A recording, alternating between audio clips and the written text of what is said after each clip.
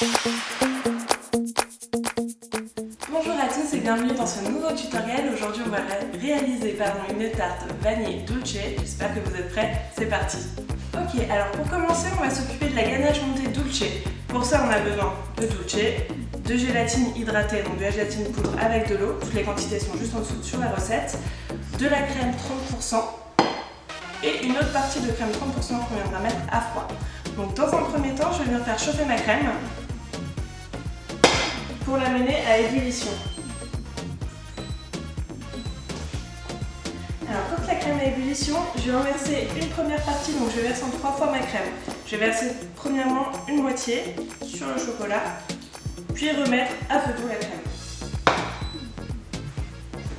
Je viens délicatement mélanger le chocolat et la crème avec une maryse. J'évite le fouet pour éviter d'incorporer de l'air. On est d'accord, on va faire une ganache montée, donc ce n'est pas grave s'il y a de l'air à la fin, mais tant qu'à faire, on prend les bonnes habitudes pour faire une ganache classique.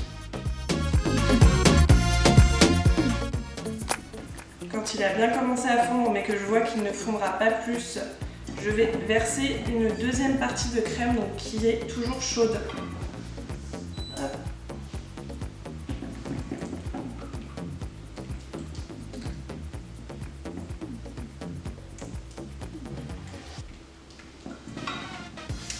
Ma crème est de nouveau à ébullition, je verse donc la moitié de ce qu'il me reste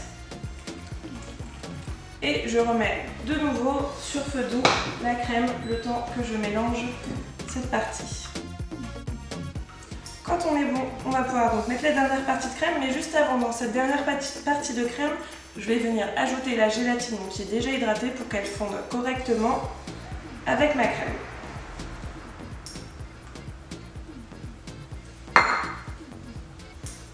Donc je mélange rapidement pour qu'elle s'incorpore.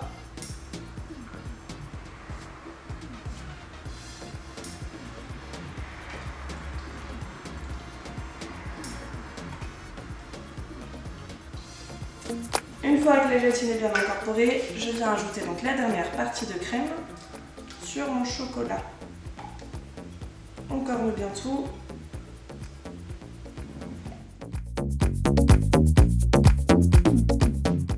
Et une fois qu'on voit que tout est bien homogène, qu'il n'y a plus un seul morceau de chocolat, on va venir tout simplement ajouter la partie de crème froide.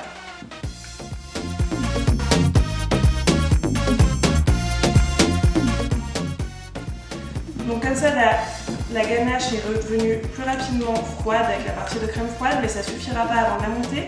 On va donc filmer au contact la crème, la mettre, pour ma part, je vais la mettre au congélateur un quart d'heure, 20 minutes. Chez vous, si vous n'avez pas de congélateur, si vous avez peur de l'oublier, vous pouvez la mettre au frais 2 heures ou la faire la veille tout simplement pour qu'elle passe une nuit au froid.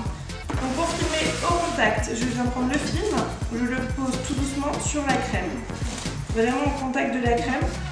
Et donc ça va me permettre de ne pas avoir une couche qui se forme sur la crème, c'est toujours mieux, et du coup donc pas de bactéries puisqu'il n'y aura pas d'air. Voilà, une fois que c'est bien filmé au contact, ça va. Alors ensuite on va passer aux crèmes vanille. Pour cela j'ai fait infuser de la crème avec de la vanille pendant 10 minutes sous un film plastique.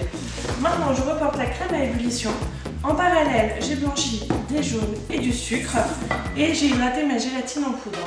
Donc pour les étapes suivantes, la crème est maintenant à ébullition.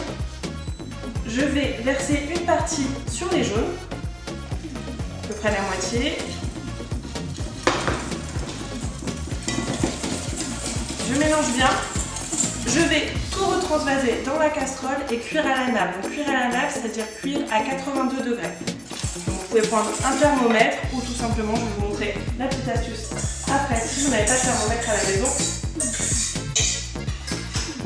Alors, donc là, je viens remuer pour cuire à 82 degrés. Donc j'ai baissé un peu mon feu pour être sûr de ne pas aller trop fort.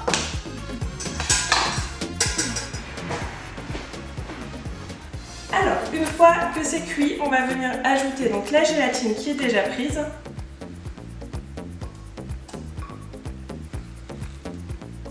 Hop. On mélange évidemment pour incorporer la gélatine dans la crème. Vous allez voir, c'est hyper vanille. Super dans cette histoire. Une fois que tout est bien incorporé, vous mettez tout dans un cul-de-poule. Ah, je vois que j'ai encore quelques petits morceaux. Et on va venir réserver au frais. Donc là, comme la ganache tout à l'heure, on va venir filmer au contact pour éviter tout risque bactériologique. En ce moment, c'est pas mal.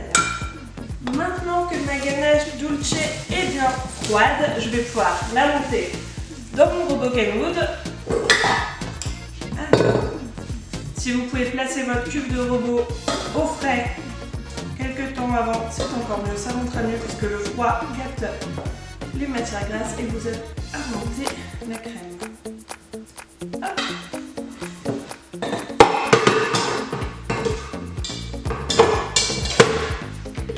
C'est parti.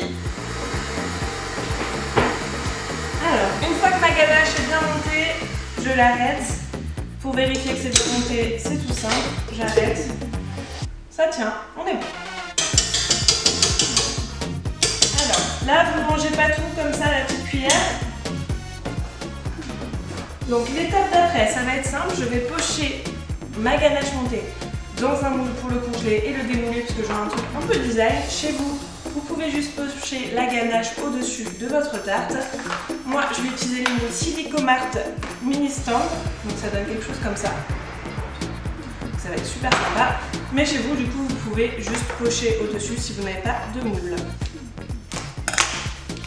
Pour tenir une poche entre le pouce et l'index, la pression dans la main qui dirige. Celle-ci va juste vous guider, celle-ci vous avez appuyé. Alors, je viens déjà faire tous mes angles de mon moule pour être sûr de ne pas avoir de bulles d'air.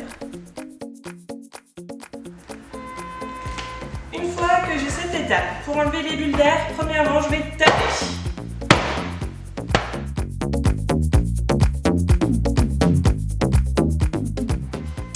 Je suis sûre d'avoir bien tapé le moule. Je vais venir avec une petite spatule coudée, tout simplement lisser mes moules. Vérifier qu'il y en a partout. Et enlever l'excédent. Voilà, une fois que mes moules sont bien prêts, ça part au congélateur. Alors, ensuite, c'est l'étape de la pâte sablée. Alors, pour la pâte sablée, j'ai juste mélangé tous les ingrédients ensemble au robot en commençant par la farine, le sucre, le sel, le beurre. J'ai effectué un sablage, donc je vais laisser tourner quelques minutes. Une fois que vous ne voyez plus de morceaux de beurre assez gros, que tout est assez homogène, vous pouvez ajouter votre œuf, vous laissez tourner de nouveau. Une fois que vous avez quelque chose d'homogène, vous entendrez de toute façon au robot qu'il pèlera, vous aurez une boule. Vous la prenez, vous faites une boule, vous mettez dans un film plastique, direction le frigo, 15-20 minutes au minimum. Et ensuite, voilà ce que vous récupérez. Donc vous récupérez une pâte qui est plus ferme, on va pouvoir travailler. Pour la travailler, en amont, je vais commencer à graisser mes cercles à tarte. Donc pour ça, je prends donc mes cercles, du beurre, hop, et je viens graisser les cercles.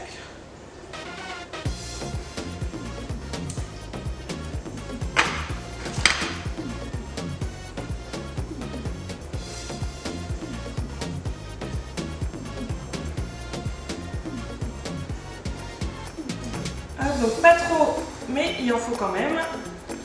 Et ensuite, donc je ne vais pas tous les faire, je vais vous en montrer deux. Je vais venir prendre donc ma pâte. Ça peut vous aider.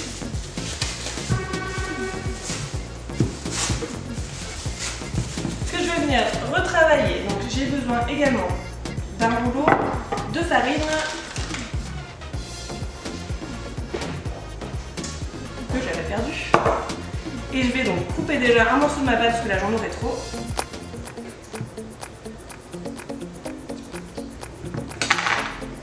Je vais fleurer un petit peu mon plan de travail et je vais commencer à retravailler ma pâte.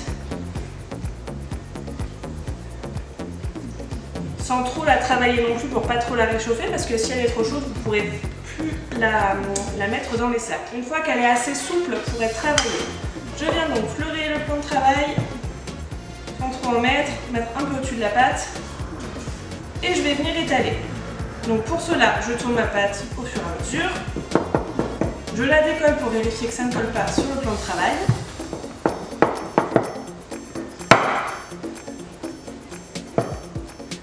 Donc c'est la pâte qui tourne, c'est pas vous, on est d'accord?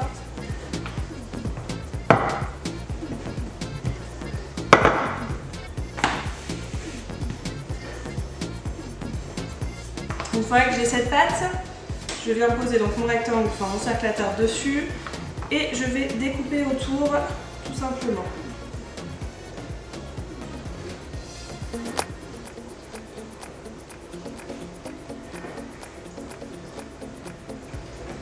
Alors du coup je me fais juste des petites encoches pour que ça soit plus facile à foncer.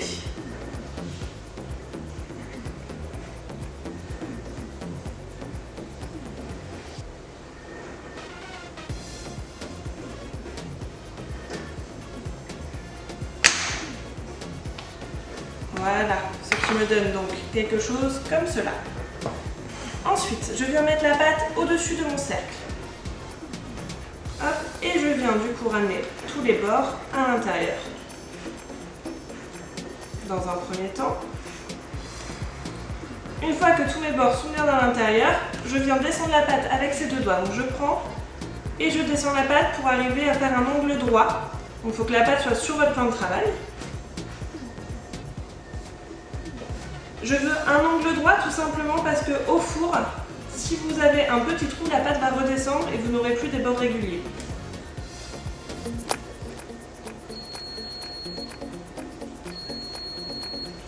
Donc pour vérifier qu'on a un angle, à angle droit, on vient, on prend dessus et on regarde si on est bien. Donc là, je suis presque bien, il me a juste un petit trou ici que je viens combler.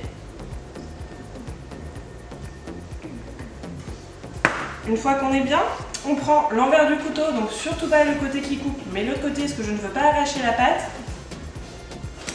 Et on vient glisser sur le cercle.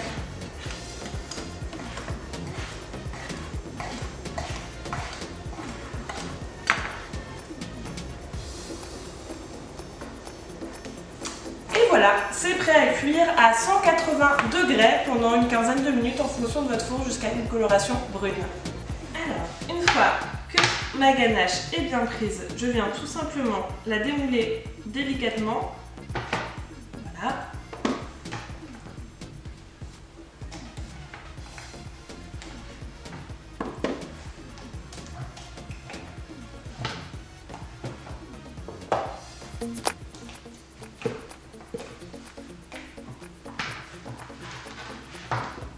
Je vais les espacer pour pouvoir bien les velouter.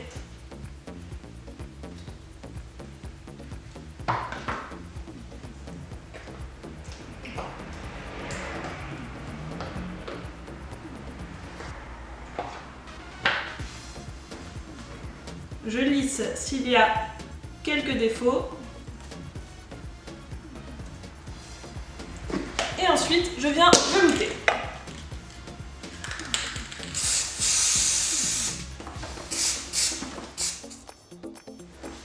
Une fois que nous avons tous les éléments, nous allons pouvoir prendre le fond de tarte, mettre le crémeux vanille,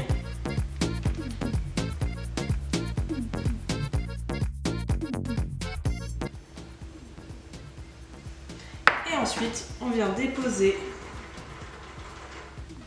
notre ganache par-dessus.